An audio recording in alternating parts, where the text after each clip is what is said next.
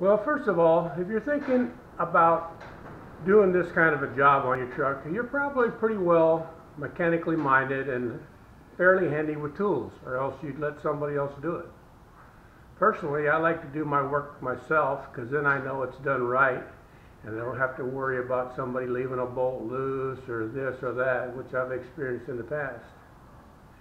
There are a lot of things that can make your job go a lot easier.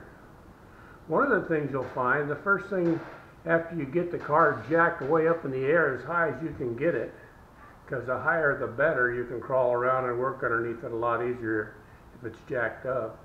If you got a lift, you got it made. But if you're like me and you're working on your garage floor, you got to jack that thing up. Get some safety stands underneath that thing. Don't depend on a jack, don't depend on rickety 2x4s.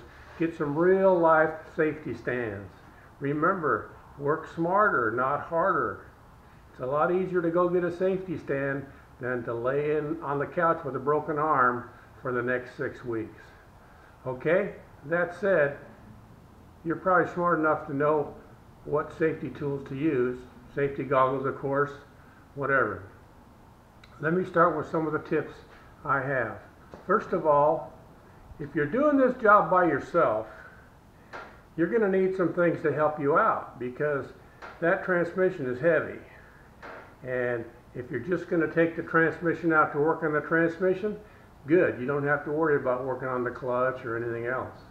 If you're working on the clutch or the flywheel, then maybe you will need some extra tools. It'd be nice to have a helper, but I didn't have one. Anyway, I'm rambling on here. Let me tell you what I did. I bought a 1994 Ranger pickup truck, and by the way, this is in August of 2016, and I'm making this video, this is in January 2017. So Happy New Year, by the way. Anyway, I bought this old Ranger pickup truck, and the problem with this truck, it had a bad flywheel ring gear, and it kept tearing up starters. And the guy didn't want to pay to have it fixed. So they're telling him $600 to $1,000 to fix it. The guy didn't want to do it, so he sold me the truck. Cheap, really cheap. I bought this Ranger truck for $1,000, and believe me, it was well worth it. So I said to myself, I got to fix this truck. So here's what I'm going to do. First thing you want to do is diagnose the problem. I already knew what the problem was because it was tearing up starters, so that was easy for me. Maybe you're not sure what's wrong with it. If you can't figure it out yourself, perhaps you've got another mechanic friend that can help you figure out what you need to fix. Once you got that figured out, what you need to fix, then you have to decide, can I do this job myself? Do I have the tools? Can I make do with what I've got? And if you decide, yeah, I can do it, or I'm going to try to do it because that's the kind of person I am. I like a challenge. So you want to start on the job. Well, before you start on the job, let me give you this piece of advice. Get all the parts that you think you might need before you start the job. There's nothing worse than to be halfway through a job, having to stop and run down to O'Reilly's or AutoZone, Pet Boys, and see if you can find the one part that you don't have that you found out that you're going to need. So what I did, I knew I was going to need a flywheel ring gear. So I checked around on the internet and local parts houses, saw what they're selling for. They went from about $40 to $65. Yeah, I thought that was kind of high, but then again, this is 2017 now and prices aren't cheap anymore. Then on the internet, I found a parts place. They had a whole flywheel with the ring gear installed for $65. Now that's a deal because when I took the flywheel off to put the new ring gear on, I was going to have to take it and get the flywheel surfaced anyway because I'm not going to take this thing all apart, put a flywheel ring gear on there and everything without putting a clutch in it. I mean, that's the time to do it. You got it all apart, so put the clutch in too. So that's what I did. But I also ordered, along with the clutch and the flywheel, I ordered a new throwout bearing, a hydraulic throwout bearing, because might as well change that wire in there. No sense having to take the transmission out in a couple months and put that in there. I also ordered a rear main seal for the engine and the front seal for the transmission, because when I get the thing apart, if they're leaking, I'm going to change them because that's the time to do it. Changing my Ranger's a 4-cylinder, 2.3, whopping 100 and I think it's 105 horsepower, something like that.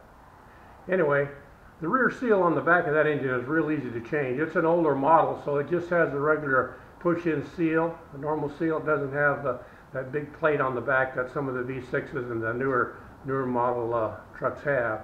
So it's real easy to change that seal.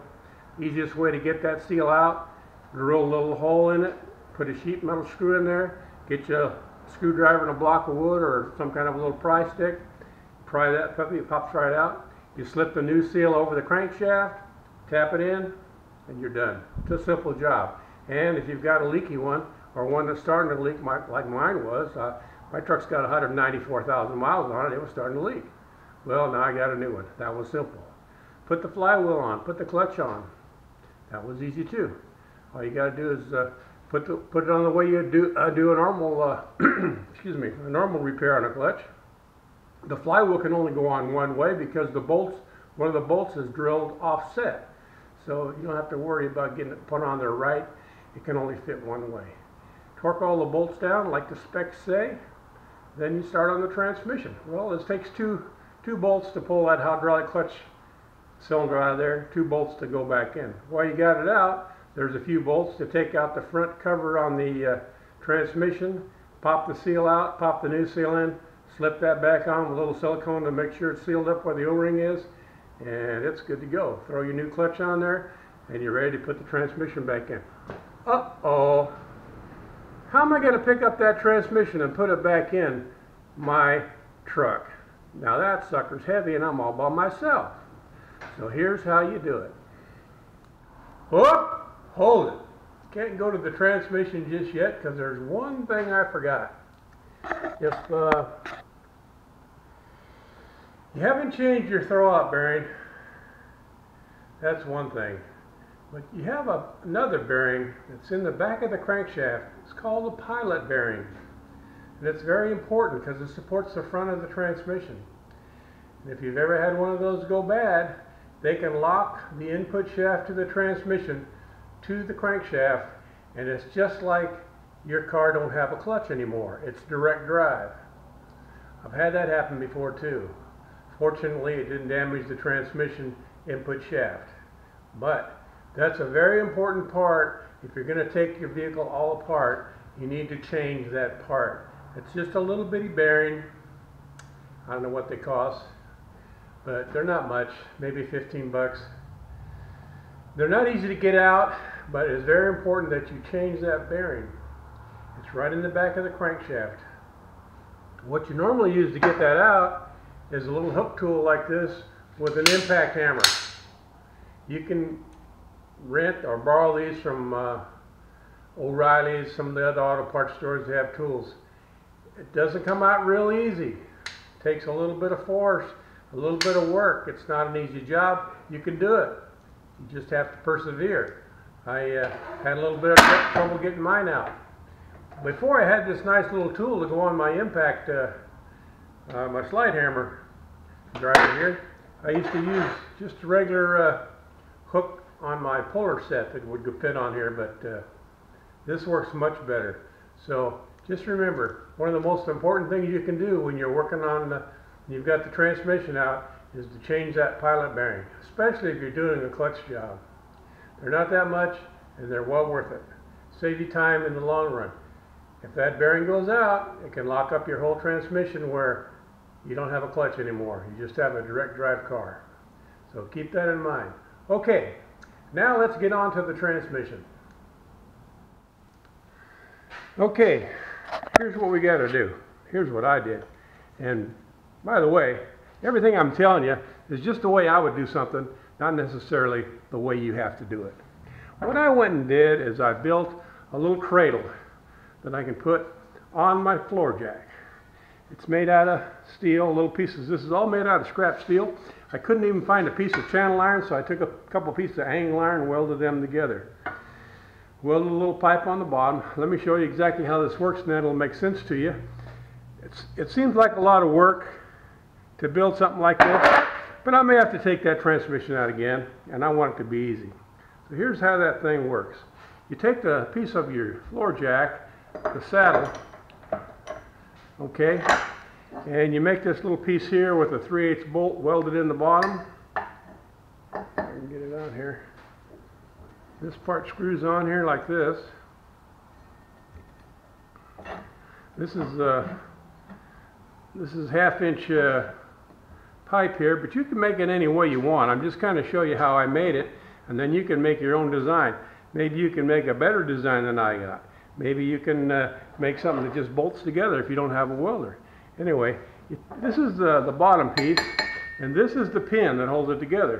This part here goes on here. You slip the pin through, and there you go. You've got a thing to hold your jack. Now the way this is made, it doesn't look like it now, but this hooks on the back of the transmission. You take a couple bolts out, bolt this on. When the weight of the transmission is on here, it will lean back like this, which makes it good because you don't have to keep lifting the transmission up to try to fish it in the hole when you go back in. This here I probably didn't even need, but I put it on there anyway to kind of cradle the transmission. You can rotate this around, move it up and down, and you don't have to worry about trying to balance it on the jack. Now I know this sounds like a little bit of overkill, but you know, in a year or two, when my wife drives, I may have to put a clutch in that truck. Don't let her hear me say that, because she's a much better driver than I am. All you got to do is just ask her. I think I'm going to have to cut that part out of this. But anyway, this is the transmission assembly jack device that I made. It bolts right on the back of your transmission. So you can lift it right up into the car, tilt it to the direction it needs to go, and then just plug it right in. And that gets the transmission stab. This is the handiest tool I've made for doing these kind of jobs. I've made other ones like this for other vehicles, but that was years ago. I also had if you have an automatic transmission and you're working on, I made another plate that goes on that bolts on the top of my jack for automatic transmissions, and it has little ears that hold the pan, and it does the same job, so you can do the job by yourself. Anyway, this is the transmission device I made, and hopefully this can save you a lot of time if you're working by yourself and you're trying to put that transmission in. When I was younger, I had a friend. He was a big burly guy, and I mean this guy was strong. He could lay on his back, take an old Ford 3-speed transmission, and just pick it up and throw it in the back of the car like it was nothing. And it's all I could do to move the doggone thing. So that guy was amazing. Anyway, that was back in the olden days. Yeah, maybe you think this is a lot of work that you don't need to do, but if you get that thing all back together and that clutch doesn't work, or maybe that throwout bearing you bought's no good, sometimes you get a bad one, and you're going to have to take that transmission out again. You're going to wish you had made one of these because it makes the job a lot simpler. Now, that pretty much the way you get that out is once you get it jacked up, first thing you got to do is pull the drive shaft. Well, you're going to find out that those drive shaft bolts are tight at the back of the differential. And it's just because they get all the water and rust back there, and they're pretty hard to get a wrench on or a socket on. So what you can do, and I believe they're 12mm bolts, you get you a 12-sided combination wrench, you get that on your bolt there, you can take your other wrench, put it on there like this to use for leverage to break those things loose, because you can't always get a socket in there or something big to break it loose. This is a trick I learned a long time ago. You just lock your wrenches together, you hold and carefully turn it, and you get twice as much leverage. Makes it real easy. This is a tip I learned. I hope maybe you can use it sometime and it'll be helpful for you.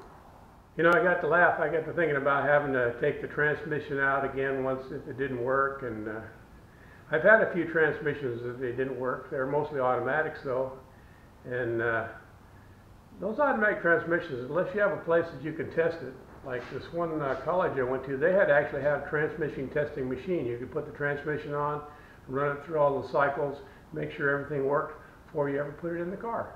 That was great, but I didn't have one of those, so it was kind of trial and error. I only had two transmissions out of about 40 that I had problems with. but I'm sure glad I had that jacking fixture to get that thing in and out. Once you get the drive shaft out, there's a couple, actually there's 4 bolts at the back, and then there's 2 bolts up there out where the, what do they call that thing, a carrier bearing or a center support bearing. The center support bearing, where it's held up there, you take those 2 bolts out, you can take the whole drive shaft out and lay it aside. Okay, next, you're going to have to take out the motor, one motor mount that, or actually motor mount, the transmission mount that goes underneath the transmission. And before you do that, you want to jack your transmission up with your little holding device. And then you can take that mount out and let the jack down, and the weight of the engine will actually, or the weight of the transmission will pull it down slightly at an angle where you can get at the bolts to take the transmission loose. On the newer, some of the newer models, there's bolts that come in from the front, and they're a pain in the neck to get out. I wish I could tell you an easy way to do it, but you just have to keep going through your toolbox and finding a tool that will help you get them out. Another part of that same tip, this, which I can't find the one I wanted to show you, must be in one of my other toolboxes somewhere, but this was the only kind of tool I could use to get into those front bolts and get them off. You can see it's an offset ratcheting box wrench. I bought this this little set here at Harbor Freight. It wasn't very much. I just saw it one day walking through there and it looked kind of handy, so I picked it up, not thinking I'd ever have a need for it. Well, I was glad that I had it. So this is a tool you might come in handy if you're doing this kind of a job. Once you get the transmission supported on the jack, there's some wires you need to unplug off the transmission. You have to disconnect the hydraulic clutch. Usually if you're buying a new hydraulic clutch, they have a little tool in there to release that clutch, and it's kind of tricky, but you can do it if you're careful with a little screwdriver. Just kind of put a little pressure on the cable, fish around in there, and get those little clips to let go, and it'll pop out. It's not the easiest thing in the world to do, but you can do it without that special tool if you have to. But if you have that special tool, it makes the job a whole lot easier.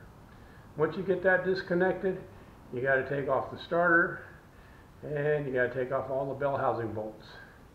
Well, before you take the starter loose, disconnect the negative battery cable, because if you don't and you short out your wrench down there, there's going to be a big spark. You could get burned. You could burn a wire up, cause a few problems. It's not a safe thing to do to work on your car when the battery cables are connected. Okay, once you get that done, you can disconnect your starter. You take the cables off. Don't let the starter hang by the wires and the cables. It takes an extra minute or two to disconnect that stuff, but don't let the starter hang by the cables. Okay, so now you got your starter out, and now's the time, another decision you have to make.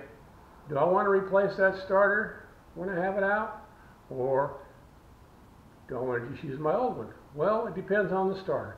It was a no-brainer for me because my starter was destroyed.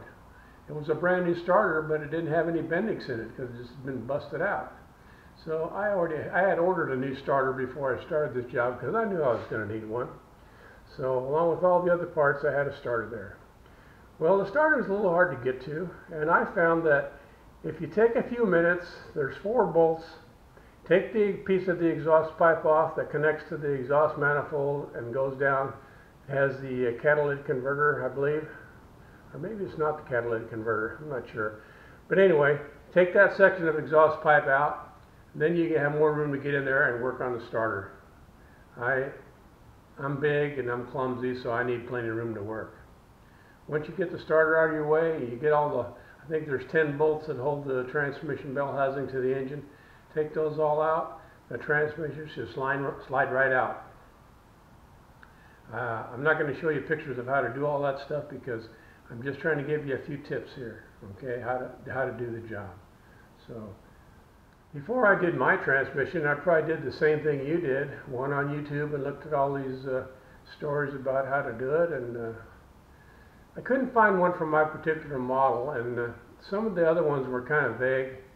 And in fact, one guy even was proud that he couldn't get one bolt back in his transmission, so he just left it out. Well, Ford put those bolts in there for a reason, and if you can't get them back in, you could have problems. I'm not saying that you will. Maybe missing one bolt's no big deal. But it's best to put everything back the same way you took it apart. That way you know it's done right. I guess if I push the right button. Well, you got the transmission out, get all your parts changed, and you're ready to go back in. So just put it back together the opposite way you took it apart. You shouldn't have any problems. Make sure as you go that you tighten all your bolts to the proper tightness and get all the parts back where they go. Don't forget to hook up the wires that go to the transmission and any other wires you may have disconnected. Don't forget to make sure your exhaust pipe is tight once you get it in there. Get all the motor mounts tight. Get the drive shaft tight. Oh, another thing, if you don't have one of these little lifting jacks here, I can guarantee that if you drop that transmission off the jack, you're going to have an oily mess if you haven't drained the transmission first. So, if you don't have one of these devices, or you can't make you one, you don't have any way to hold that transmission on the jack, it's a good idea to drain the fluid out before you start the job. Also, I forgot to mention that you do need to take the gear shift lever off on the top side to get the transmission to come back.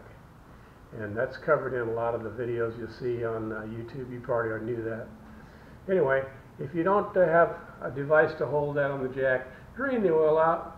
That way you won't be spilling it all over your garage floor when you drop the transmission. Because I can pretty much guarantee if you don't have somebody to help you, you're going to be dropping that transmission. Anyway, I hope this has been helpful. If you like what you've seen here, give me a thumbs up. If you don't, that's cool too. If you like tips on working on your vehicles, subscribe to my channel. Anyway, just remember, always try to work smarter, not harder. See you next time, guys.